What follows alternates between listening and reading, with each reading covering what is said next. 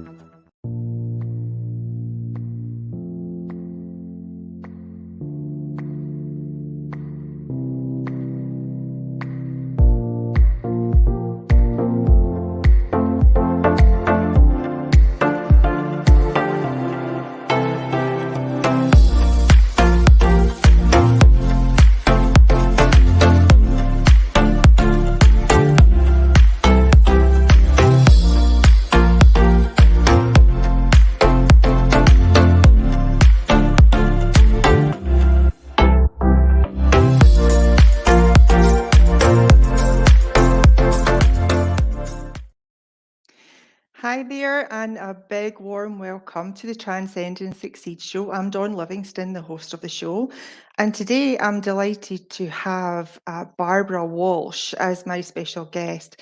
Barbara is a board certified master health coach who overcame breast cancer naturally using the healing power of food and prayer. And get this, without surgery, radiation, or chemotherapy. And she is now 7 years cancer free. And she's now helping people fearlessly take control of their health and jumpstart a metabolic reset in their bodies. And she's here to talk to us about that today. So, welcome, Barbara. Lovely to see you. Thank you so much for having me. I'm really excited to be here today. You're welcome. You're welcome. And I'm so pleased that you've agreed to come and share your experience and your knowledge, Barbara, because I know cancer is very prevalent in the lives of many, many people, and that this is definitely going to be a conversation that needs to be heard. So, can you take us back to the beginning of your personal journey with breast cancer and take us through that part of your life? Sure. Yeah. Well, it was 2016, and I had just gone in for, actually, I'll give you a little background. I mean, had just celebrated my 30th wedding anniversary with my husband, who's like my best friend, love of my life. And we were planning, our son was in high school or going into high school. And so we were starting to think about, what our life was going to look like after he, moved on to college and launched out on his own. And so we had all these plans, what are we going to do with our empty nesting, retirement, it's like this wonderful romantic future we were thinking about. And then I went in for a routine mammogram. And, when I went in that day, it never really occurred to me that it would be any different than any other year. But this time it was different, because after I went in, they told me they saw something suspicious. They sent me for a biopsy, and then they told me that I had breast cancer. And I got to tell you, I was shocked. I was completely caught off guard, because I don't have a family history of breast cancer. And I know this now, but I didn't know it then. What the medical professionals in the CDC consider to be a family history is like having a first generation female relative who has been diagnosed with that disease. So that would be like your mom, your sister, or if you happen to have an adult female child or maybe not an adult, teenage female child who has been diagnosed, then that's considered to be a family history. I did not have that. I'm actually, in my family, there are just 3 girls and my mom, and there was no breast cancer in our family. And so I was really, really shocked. It was something impossible for me to process. I couldn't believe they were telling me that. And, as soon as the results came back, they wanted me into the oncologist's office. So, of course, a very compliant patient, I went. And I asked the doctor, I was like, how the heck did this happen to me? And what really frustrated me about the experience, a lot of things frustrated me about this whole experience, but this frustrated me the most, because, when you go to see a medical professional, and I know that there are many fine medical professionals, I expected to get an answer. I figured this person knows a heck of a lot more than me. I mean, they got 1 million degrees on the wall. They've studied and spent a fortune on their education and gone through residency and worked in hospitals. They ought to know, right? And so when I asked them, how did this happen? She said to me, we really don't know. it's bad genes, luck of the draw, bad luck, bad cards. And I thought to myself, that was a very dissatisfying answer to me. I felt like there had to be some kind of reason why this happened. So that was the first part. So then as I'm sitting there in the doctor's office with my husband, she's outlining for me, the conventional treatment protocol, which is pretty much a standard for anyone who's been diagnosed with cancer, any type of cancer. It's always going to be surgery, radiation, and chemo. And in my case, I had been diagnosed with an estrogen-positive breast cancer. So they wanted me to be on a blocker. So they also wanted me to be on tamoxifen pretty much for the rest of my life. And so I can remember sitting there, my head spinning, because I couldn't barely process the fact that this was a reality. This was happening to me. And I remember shaking my head like, I can't really do any of those treatments, And my husband said to the doctor, well, if my wife does this, will she be cured? And she said, well, there are no guarantees. We'll consider it to be a success if there's no recurrence within 5 years. And I thought, 5 years? I thought, first of all, if I was going to die in 5 years, because pretty much when you hear the word cancer, you automatically associate it with death sentence. I mean, maybe I'm the only one who does, but that's how it feels. No, I don't think you are. It feels like that. And there's just an enormous amount of pressure.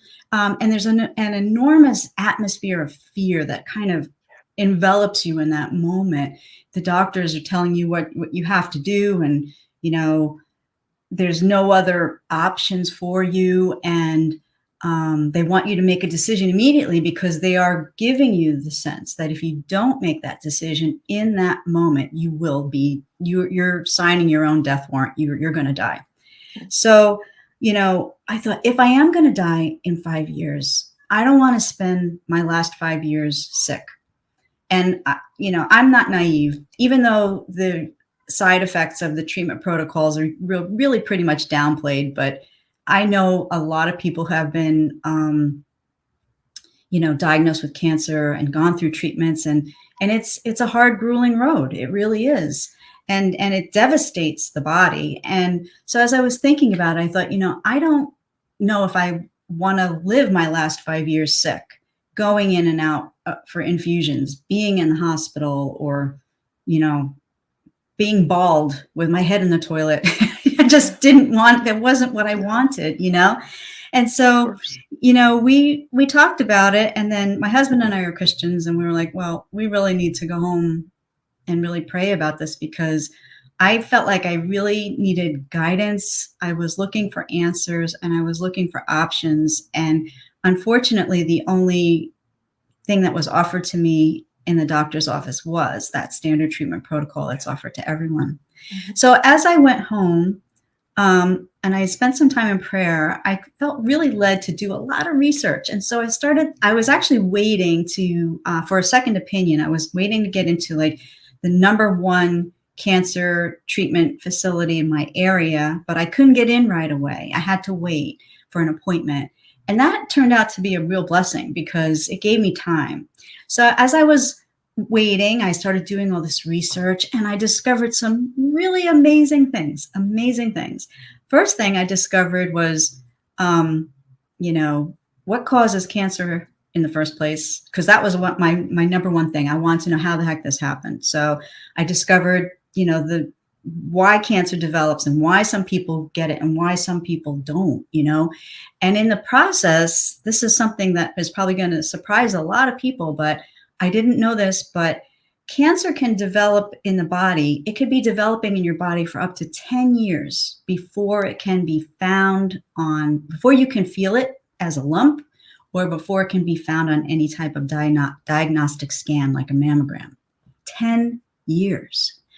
And so I started thinking to myself, man, theoretically, if I did absolutely nothing, I thought I'd probably have another 10 years before it progresses to the next stage. And then I started thinking about the 5-year marker that the doctor had recommended to me for treatment protocols.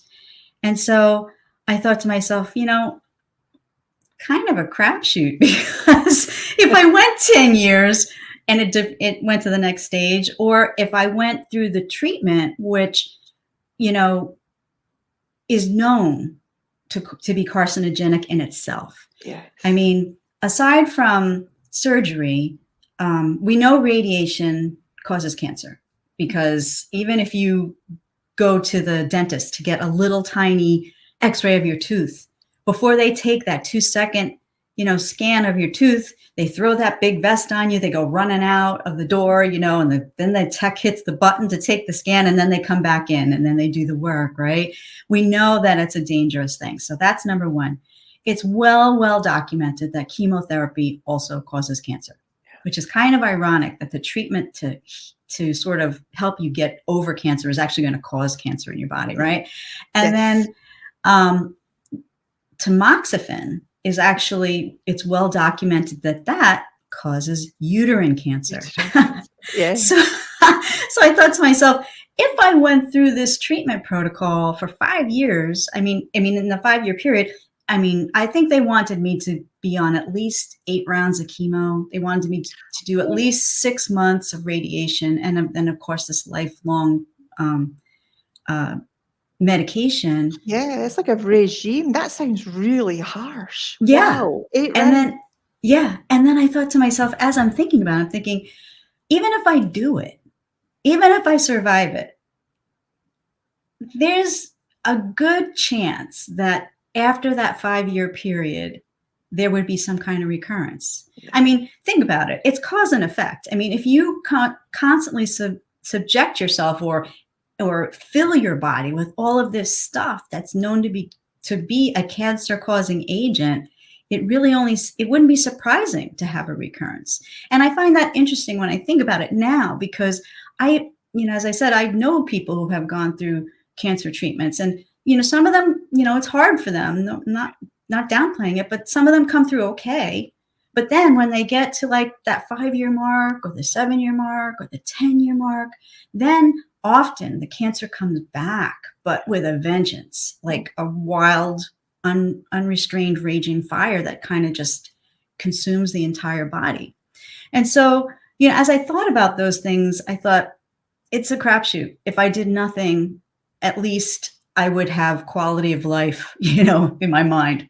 So as I was thinking about that, I was also doing this research, and I found out, well, okay, so if I know now what kind of causes cancer, which actually this surprised me as well, was that in my mind growing up, cancer was always a really terrifying thing. And it's probably true for a lot of people, and especially women. Breast cancer is a really terrifying thing. Most people don't like to think about it. I didn't like to think about it. And actually, I always had this weird thought process that if I think about it, it's going to happen. So I just really don't want to think about it, But in my mind, it was always like some kind of thing that, just kind of jumps out and takes you by surprise, which was actually my experience when I got the news after that mammogram. I was totally blindsided, because it always seemed like it was something external that we just have no control over. And so, there's nothing that we can do about that. And that's scary in itself, really. But what I discovered was that cancer is actually just a part of the body's natural process of cell renewal. Because, as we get older, our bodies are constantly regenerating cells. They're removing the cells that aren't working right, the ones that get old and, they're ready to be replaced. And then the body has amazing systems in place to, take care of those cells, eliminate them, and replace them with fresh new cells, right? Somehow, though, sometimes in the process, there's some cells that there's a little miscommunication. They don't want to cooperate with their replacement process, and they try to run off and they go rogue and they start to replicate. And that's really when cancer occurs. Now, interestingly, the reason why some people get cancer and some people don't is because of the power of your immune system. Because normally the immune system has its own surveillance system going on, and it's constantly sending out cells looking for this type of these bad cells, the ones that don't want to behave and the ones that shouldn't be there anymore, right? And their rebel job is, cells. yes, their job is to go out there, scavenge the body, look for them, and then grab them, destroy them, and remove them from the body. And so, if the immune system is strong, cancer could be going on in your body right now. But if the immune system is strong, it'll go out there, it'll find those cells, it'll eradicate them before it becomes a problem, before you even realize that anything happened. Yeah. When cancer takes a hold and starts to really replicate, it's definitely a sign that you have compromised immunity. And clearly I had compromised immunity, because otherwise I wouldn't have been diagnosed in the first place, right? Yep. So the immune system was really the key. And then as I researched that further, I discovered, well, if the immune system is the key, what do you do about that? How can you make that better? And that's when I realized there were so many things that you could do to make it better. Conversely, that's also when I realized that there were so many things that I had been doing as part of my everyday life, just the way I was, raised, the types of foods that we always ate. And even as a woman who, I have a husband, I had a son, I had a business. I was always living a very stressful, busy kind of a life. And I didn't nourish my body correctly, even though I thought I was taking care of myself correctly. Because, we only know what we know. You only do what you know. And I only did what I knew, but apparently what I was doing was actually contributing to a weakened and compromised immune system. And I had no idea. And so that really kind of, first it was a little tough, because I had to take some ownership of, like what I was doing, because, if you can understand, if I could understand that, what I had done, the things choices I had been making was impacting my body in a negative way, it stood to reason to me that if I changed those choices, that I could affect a positive result, And so that really gave me a lot of hope. It really did. And I just felt like, it gave me an option. It gave me some options, because when I thought about, what did that mean to support my immune system? It meant things like, what was I eating? How was I managing stress? Was I moving? And the answer to all those questions was, I was eating crappy food, because that was my habit. I was, raised as a chubby kid. I was a yo-yo dieter my whole life. Many times, it's embarrassing to think about now, but many times, I just existed on like peanut M&Ms and venti cappuccinos, and that's how I kept going. And then, after the end of a really long, stressful day, I would, just sit myself on the couch with like a glass of wine. No offense to wine, but that's what I would do. I'd sit there with a glass of wine or a nice big bowl of ice cream, which is one of my favorite things ever. And I would just sit there and veg out, because I was tired, I was stressed, and I felt like I needed some sort of, relief, and I deserved something that I thought was good, right? But meanwhile, all that stuff, all that crummy food, all that sugar, all that caffeine, all that lack of movement, the lack of understanding about how stress impacts the body, and especially how it impacts the immune system, all of that stuff was setting up like a perfect storm in my body for cancer to develop. Interestingly enough, in that 10-year period prior to the diagnosis, right, where cancer was obviously growing, I had struggled with all of these, like, what were seemingly unrelated health symptoms. Like, I would catch all the colds. I used to have stomach digestive issues all the time. Sorry, people, if this is TMI, because we've just met, but I struggled with constipation all the time. I always had UTIs. I had rashes. I mean, you name it. I would have these things. And I was constantly, because I was a good patient, I was constantly running back and forth to the doctor looking for help. Help me, what is going on? And they would. We think that, I don't know about you, but I was brought up to understand that the only person that could help you with anything that was wrong with you was the doctor. It was like, there's the doctor, hand your empowerment and your life over to the doctor, and the doctor will sort you out. They don't, I don't think I was ever told, well, go and research stuff for yourself, go and look to see if you can find something else that'll help you with your problem. And you were in exactly the same situation. Absolutely. And you know what, it was really frustrating too, like you're saying, because, you know, we're just, so many of us are conditioned that way from the time that we're little kids, you know, and then we grow up and we go to the doctor, we want the answer. And it's really disheartening. And it kind of is disillusioning when you start finding that they don't necessarily have all the answers that you're looking for. And like, even in that 10-year period, like they would do all the tests and they would come back and say, oh, you're in range, whatever that means. You're in the range, you're fine.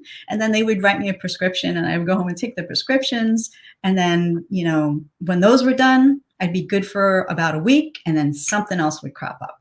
And all of these things seemed completely unrelated to me. But what I found out was they're all exactly related. They all have the same root cause. They're all rooted in compromised immunity, every single one of them. Yeah. And so when I learned that, I mean, that was like a moment. I was like, oh my gosh, look at this. You know, like all the pieces started fitting into place to me and it made perfect sense. And so then I started looking into, well, then how can I make my immune system better? Because my first thought was, if I was going to go through treatment, I better have a really strong immune system because I know it's going to be annihilated through that treatment. There's no doubt, because that's also well documented. And so I needed to figure out, how am I going to, you know, strengthen my immune system? And that's when I discovered the power of nutrition. That's when I discovered, you know, the power of lifestyle changes. But nutrition was so key, because what I loved about it and what was really exciting to me is, well, number one, I like to eat. That's one. Number two, I mean, I come from a background, I'm half Italian, half Filipino. We're a big eating family, you know, and so that was exciting to me. But, you know, number two, what I thought was really cool was that, you know, in all this research I was doing, I was learning a lot about the human body. And I do not have a background in medicine or anything, but I was learning a lot about the way that my body actually worked. And, you know, it's such an amazingly designed machine, for lack of a better term. And the key, though, to having the optimal performance that we need so that we can stay healthy and or recover from, you know, serious illnesses like cancer or diabetes or heart disease, you know, the key is putting in the fuel that makes that machine run properly. Yeah, the proper nutrients that your body needs to actually heal itself. Now hold that thought, because we're going to go for a quick break just for our sponsors. Sure. But let me pop this up on the screen because I know you're going to have an offer for the viewers. So I wanted to pop this up there just for now, because stay with us, because after this quick break, Barbara is going to tell us all about her favorite fetish. So stick around. We'll be right back.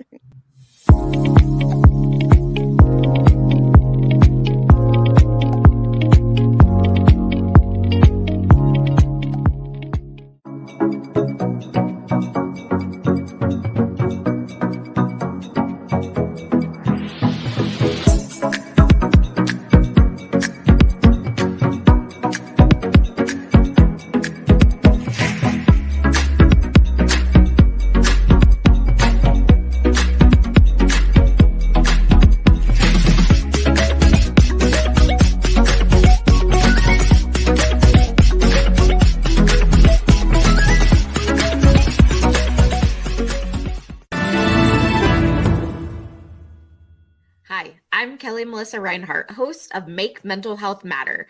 Join me on Mondays at 11 a.m. and Wednesdays at 7 p.m. Mountain Standard Time on the Achieve TV network right here on E360 TV.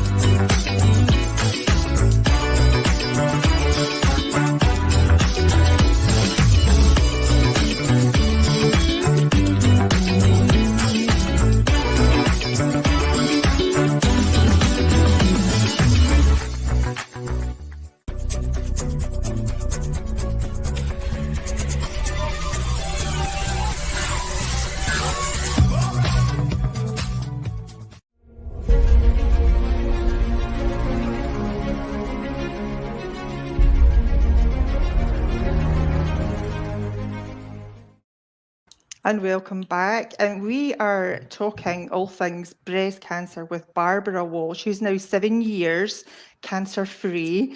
So, Barbara, you need to tell us your fetish. What's going on?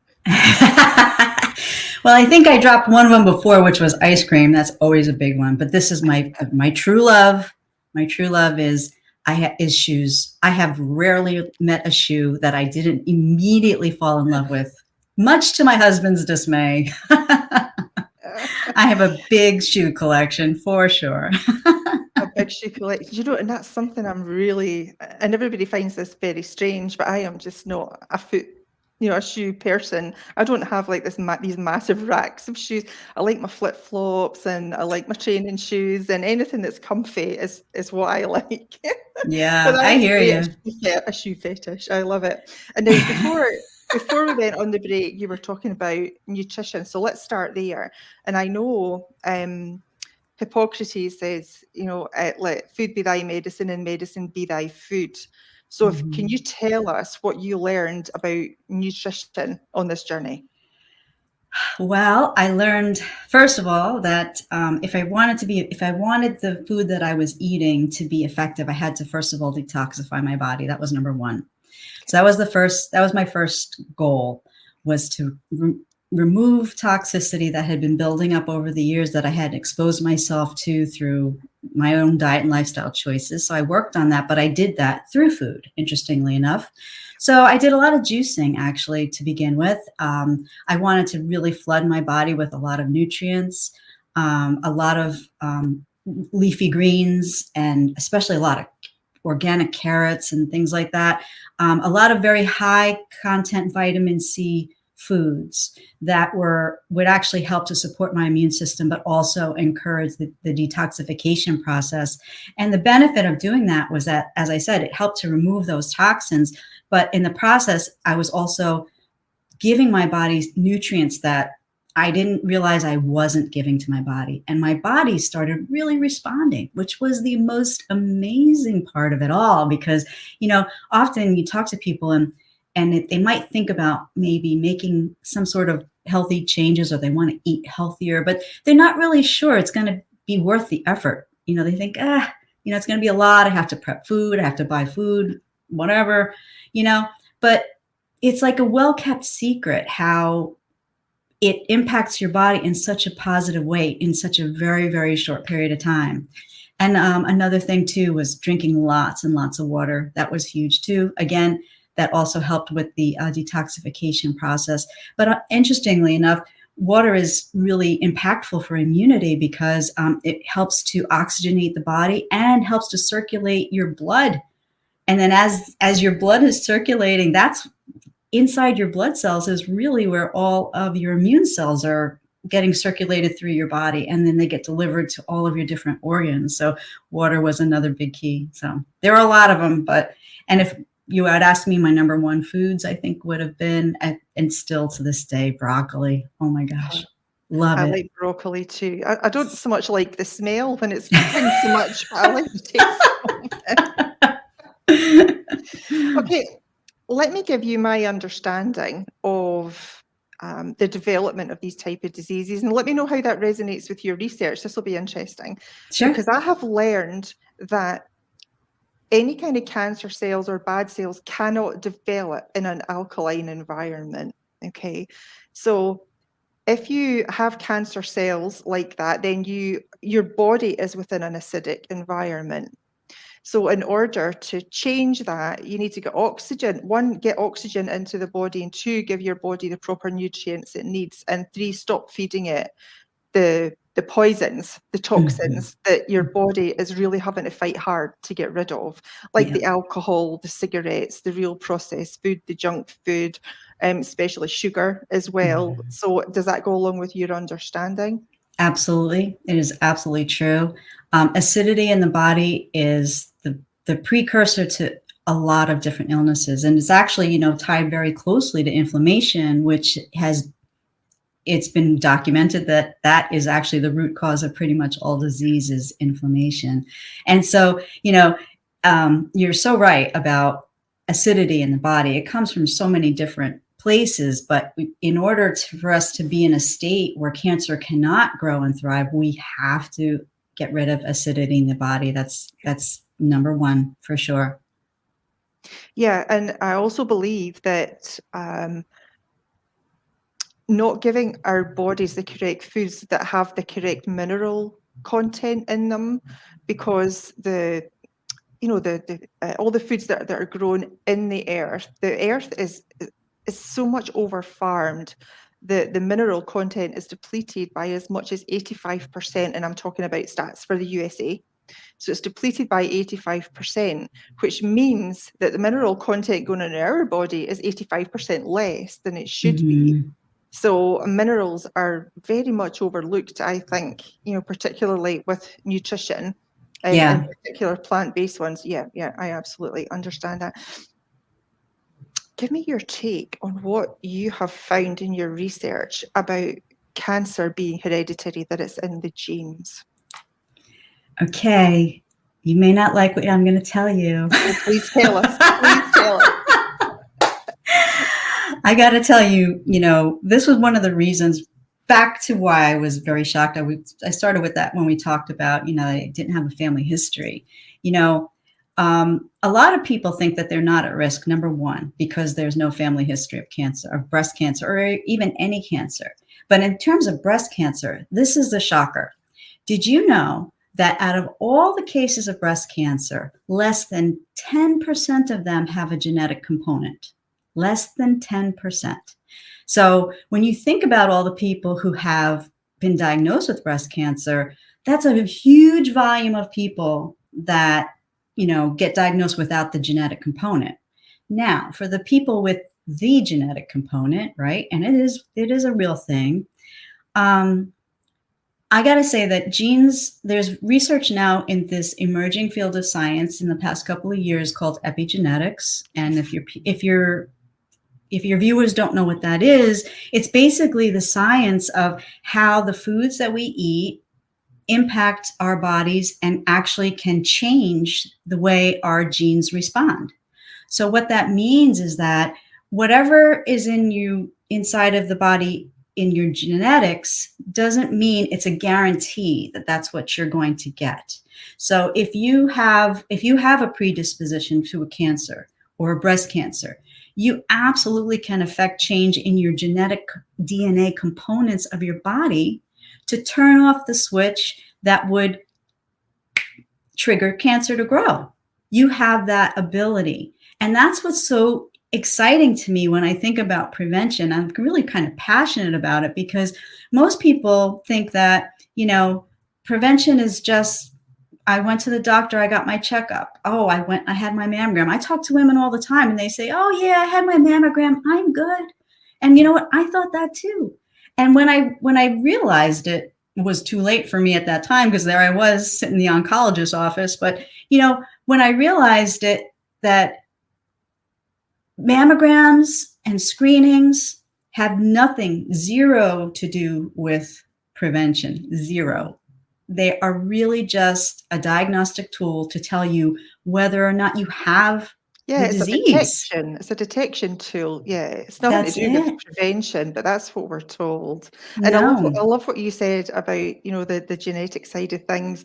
And my understanding is yes, what you said, but epigenetics being how your environment to the cells influences your genes, and the fact that you actually have control over that influence. It's not that you have to surrender to your genetic blueprint. Not at all. Your environment affects it. And I think partly I believe that people fear cancer because they are told, because someone in your family has had breast cancer or diabetes, you've got a 75% chance of getting it. And then they go away all worried about it and with a big chance of creating it for themselves. So so it's trying to get people to understand that their thinking is actually helping to program their DNA, their genetics, but they can also turn that around positively. Yeah, and that's exactly what I've been doing. I refuse to get any of that stuff. Absolutely. You really, it's You're right. I mean, people are terrified. I was terrified of it too before. Honestly, I probably would have never admitted that out loud, but deep down inside, I'm sure I was, because of that whole idea that even for years, people have been talking about cancer as a genetic disease. And if it was a true genetic disease, right? And when you think about that and you're predisposed to it, that means you have no control over it. So being in a state where you cannot affect any change is a scary state to be. And on top of that, the whole idea that, cancer could crop up at any time and catch you off guard, hop out of the closet and kill you, basically, from under the bed, and kill you, the whole thing is based out of fear, but it's all fear of the unknown. Yes. So when you can wrap your head around the fact that things like epigenetics, things like how the power of your immune system works, how the things that you do as far as your lifestyle choices, your food choices, how it impacts that totally puts the power in your hands. And when you have the power in your hands, it's a lot less scary. Like when you're in a car, right? I remember I was teaching my son how to drive when he was younger, right? And when he was in the car and he was driving as a new driver, I didn't have control. That was a scary thing, right? When we would get out and switch and I had my hands on the wheel, I was 100% confident because I felt like I knew what to do. Yeah, and this is the same kind of thing. When you can get a bigger picture of what true prevention is and what's possible for you, the sky is the total limit for you. Yeah, absolutely. Yeah, for but sure. You understand that, you do have the power to take back control of your life, because we're all sovereign beings, but we think we don't have control over things like our health, when you have just walked on here and told us you exactly do have the power to go in there and change it yourself. And it's fantastic. I mean, lots and lots of people need to hear this. So let's go back. And you touched on detoxification earlier. And I know you were saying that you did a lot of juices and leafy greens. Was there anything else that you did to detox, or was it just through these food methods, did you use supplements, etc.? Yeah, I did use some things with like supplementation because in the research that I had done, I had found out that this is probably, a lot of people know this now, but like I think 85% of your immune system is actually in your gut microbiome. And so being a person who suffered a lot over the years with constipation, I knew that there was blockages in there that needed to be removed. What I didn't realize was that was building up over time, and that was actually preventing my body from absorbing nutrients. Yeah. So in order to address that, I needed to actually do a pretty intensive detox, and it involved things like bentonite clay and some psyllium husk and things like that to help to sort of loosen the buildup in the pipes, Absolutely. So that way everything could come out, and that way my gut lining could be repaired. My body could start absorbing nutrients again, and then I could get balance back in my microbiome, which was totally out of whack. And we know now scientifically that when there's dysbiosis in there, or when there's imbalance in there, because I mean, it's weird to think about that we have all of these, microorganisms living in our gut, but the real job of those guys is to actually help us stay healthy. But if we get out of balance and we feed ourselves a lot of things like sugars and processed foods and stuff like that, bad bacteria thrive on that. And then they're really territorial. So they start to take over the landscape, and the good bacteria can't compete with that. It's overwhelmed, doesn't it? Right. And then when that happens, that's when your immune system becomes compromised, and you're opened up for all kinds of development of any kinds of different diseases, from things like diabetes and cancer to all the way to autoimmune conditions. And there's so much of that today, And sugar is a good topic to touch on, probably because I've always wondered why, and for years I've seen this, when cancer research does, lots of fundraising and things, all the local stores have these piles and piles of cupcakes with all the frosting on the top, and they're half price with the proceeds going to cancer research. They are actually selling products that contribute to cancer. Why are they doing this? I just don't understand it. People need to be aware of what's happening. I think I know. And it's true. I mean, you go into the oncologist's office and there's bowls of candy in there. I mean, it's just so weird. I think the reason why is because, number one, most of specialists, medical specialists, they're so focused on one thing. And like in terms of cancer, their focus is we have to eradicate that tumor. That's all they think about. They're not really thinking about, case in point, my oncologist. Now, maybe people know other oncologists who are not like mine was, but, I asked her, how did this happen? She never mentioned nutrition once to me. She never told me that, nutritional choices could have an impact. I have heard stories about people who have been diagnosed with cancer and, they get put on this regimen of chemotherapies, which basically annihilates the immune system. And most of the time they can't even eat, right? Because they're pretty much being poisoned.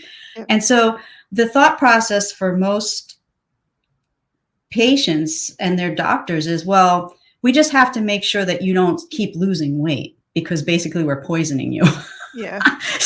So eat anything that you can get down. But meanwhile, you're right, it's well documented that like they found that like when people who have been diagnosed with cancer and they go in for CAT scans, right, they actually inject them with solutions that will light up on the scan. And the solutions are basically a sugar and a mercury or something like that. Not a mercury, but a sugar and another chemical, but mainly sugar component.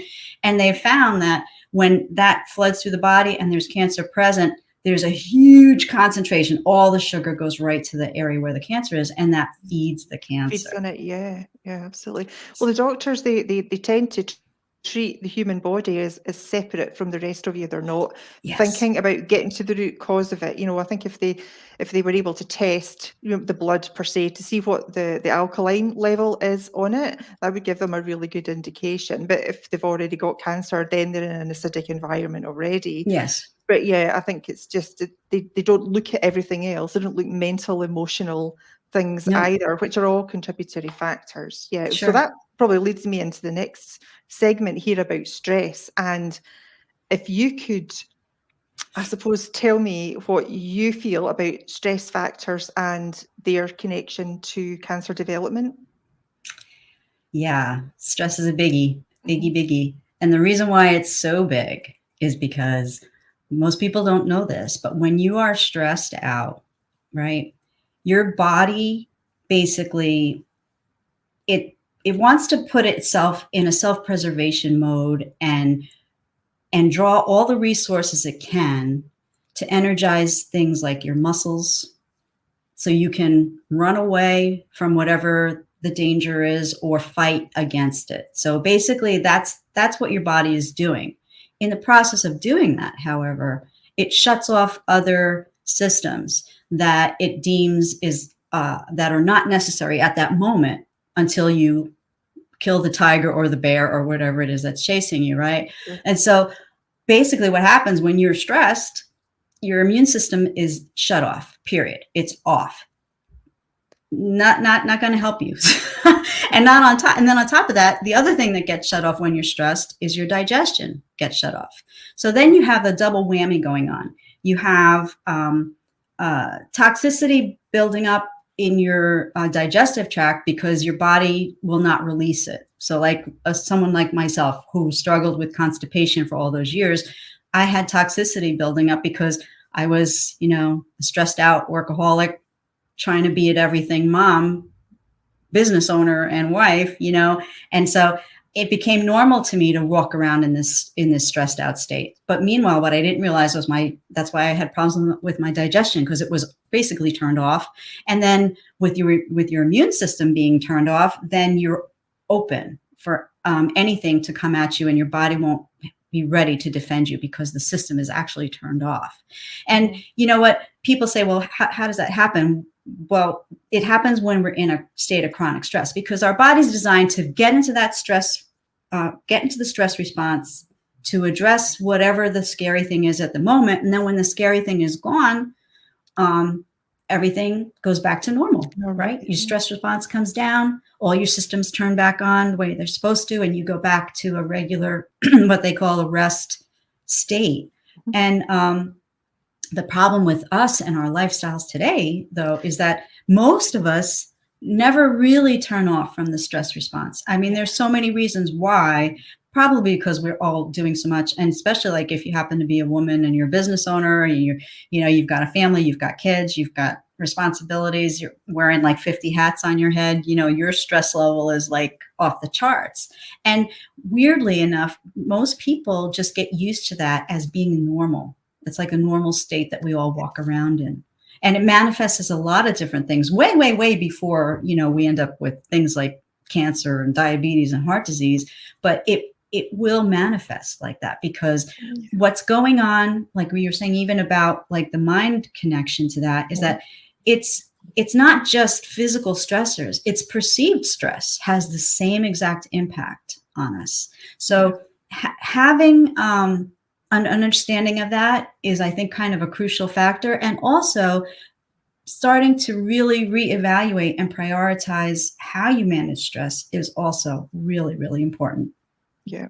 And I think, because we live such stressful lives, and that could be contributing to the cancer, and then you get your diagnosis, and then you have fear and panic to add to this stress, which is not a good, and it's just a vicious cycle. Absolutely. I just see it as a vicious cycle. Yeah. Mm-hmm. So it's preventing that stress. So sit back and take a look at your life and see what's stressing you out, and try and manage that now before it becomes too late. Let's talk about metabolic reset. Tell us what that is. Metabolic reset has to do with how your body metabolizes your food, and it has to do with energy. And that's really a big factor. And it's something that I discovered as I was doing all of these things to, like, when I discovered that I had been in that compromised state, and there I was facing cancer, I was looking for ways to like strengthen my body to, recover from it, or if I was going to go through treatment, be able to withstand that, And that's when I discovered that everything in the body has to do with how well the energy that our body gets from the foods that we eat is utilized. And a big portion of that has to do with our liver function. Now, I know we're going to go off on a whole physiological rabbit hole, but it all has to do with your liver function. And the reason why liver function is so important is because the liver is it's actually the largest organ in the body, but its main function is detoxifying the body regularly. So when you have impaired immunity, there's a good chance that you have liver compromised function of your liver as well. And so a whole key to my being able to support my body's own innate ability to heal itself had to do with resetting all those systems. And so I had to go back to that root. Number one, to get my immune system reset. But in order to get my immune system reset, I had to get my metabolism reset. So that way that my body could process the foods that I was eating efficiently, that my liver could keep my body detoxified, and then that way my immune system could stay strong. So it was all kind of connected together.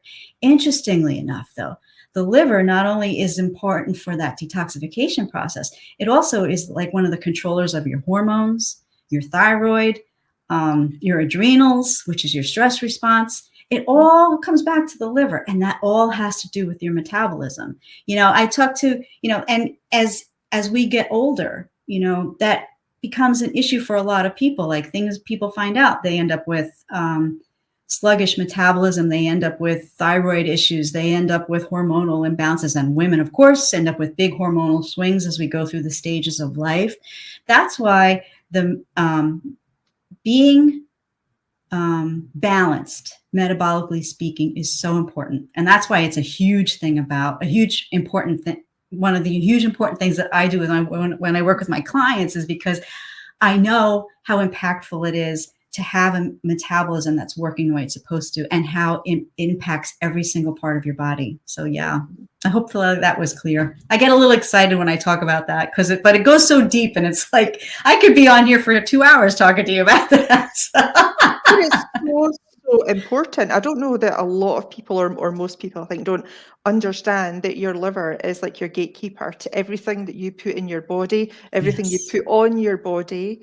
You know, it's not just what you're eating, it's what you put on your skin as well, because it's going into the body. Your liver has to deal with it first. So no, you needed to mention it. Absolutely.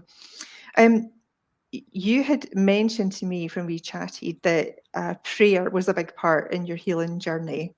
Yeah, could you elaborate on that? Oh my gosh. Well, I got to say, I have to give God all the credit for bringing me from where I was through where I had to go to where I am now, because honestly, I had no idea that anything like this was even available.